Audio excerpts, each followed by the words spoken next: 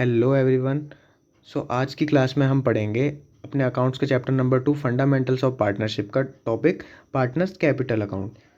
तो basically partners capital account होते कितने टाइप के? There are two types of capital account. दो टाइप के कैपिटल अकाउंट्स होते हैं। पहला होता है जब कैपिटल फ्लक्चुएटिंग हो, व्हेन कैपिटल्स आर फ्लक्चुएटिंग, तब हमारा बनेगा पार्टनर्स कैपिटल अकाउंट। और दूसरा होता है कि व्हेन कैपिटल्स आर फिक्स्ड, जब कैपिटल फिक्स्ड हो, जब तो हमारा बनता है पार्टनर्स करेंट अकाउंट। अब पार्टनर्स कैपिटल अकाउंट और पार्टनर्स करेंट अकाउंट में डिफरेंस क्या होता है, चलिए देखते हैं। का फॉर्मेट सिंपल ये है, भी बहुत सिंपल है। ये डेबिट साइड होती है, ये क्रेडिट साइड होती है, जैसा कि आपको पता ही होगा। तो क्रेडिट साइड में हमें स्टार्टिंग करनी है अपने बैलेंस ब्रॉट डाउन से। बाय बैलेंस ब्रॉट डाउन में हम वो अमाउंट लिख देंगे जो कि हमें क्वेश्चन में गिवन होगा कि जो पार्टनर्स की कैपिटल होगी। ए की जितनी होगी उसको यहाँ लिख देंगे, बी की जितनी होगी वो यहाँ लिख देंगे।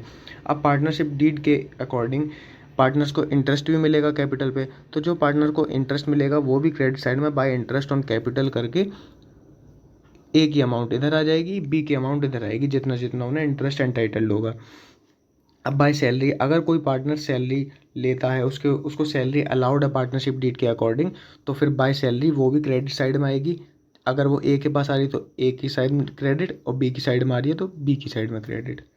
बाय कमीशन, अब कमीशन अगर किसी पार्टनर को मिल रहा है तो वो भी क्रेडिट साइड में ही मिलेगा। जिसको भी मिल रहा हो उसका अमाउंट यहाँ पे लिख देंगे बाय कमीशन, और जिसको जितना मिल रहा हो उसका अमाउंट यहाँ पे हम लिख देंगे।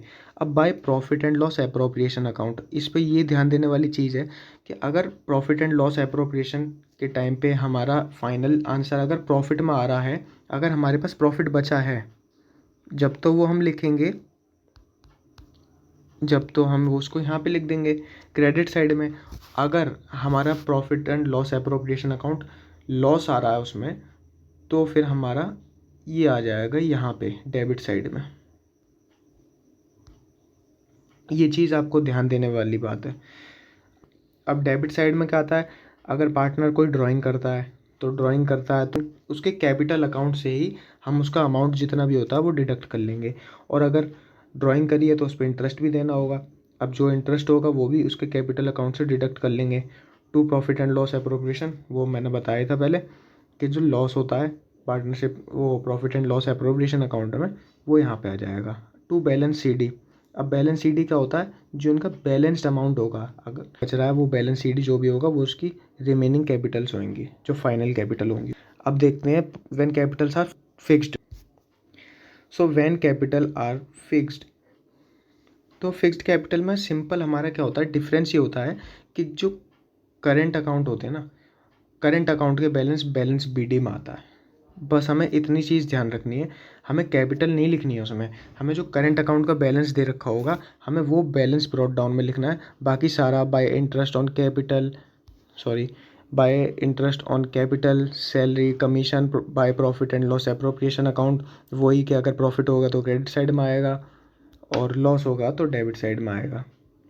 यही चीज़ें हैं। बस हमें ध्यान इसमें ये देना है कि करंट अकाउंट का जो बैलेंस होगा वो हमें बैलेंस ब्रॉट डाउन में लिखना है। बाकी सारी चीज़ें सेम है। लेकिन अगर हमसे बोला जाए कि कैपिटल फिक्स्ड है और फिर उनके कैपिटल अकाउंट बनाओ, तो इस केस में जहाँ कैपिटल फिक्स्ड हैं और फिर भी आपसे अगर कैपिटल अकाउंट भी पूछा जाता है तो हम कुछ इस तरीके से लिखेंगे। बाय बैलेंस बीडी में हम वो अमाउंट लिखेंगे जो हमारी फिक्स्ड कैपिटल की होगी। इसमें करंट अकाउंट का बैलेंस नहीं, इसमें कैपिटल का ही बैलेंस लिखा जाएगा। ए का जितना होगा ए के पास, बी का जितना होगा बी के पास।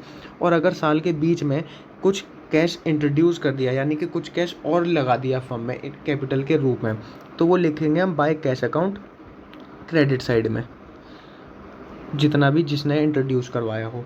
लेकिन अगर किसी ने कैश वहाँ से विड्रॉ कर लिया हो साल के बीच में, अगर किसी पार्टनर ने अपना कैश विड्रॉ कर लिया हो, तो फिर लिखेंगे हम इसकी डेबिट साइड में टू कैश, और जिसने जितना विड्रॉ करा है उसकी साइड में उतना लिख देंगे हम। और फिर बाद में यहाँ पे बैलेंस बीडी नहीं, बैलेंस सीडी है, इसको करेक्ट कर लेना। बैलेंस सीडी में ये होगा कि जितना भी आपको इनका बैलेंस करके जितना भी अमाउंट यहाँ पे आएगा उतना आपकी इसकी रिमेनिंग कैपिटल बच जाएंगी। सिंपल है।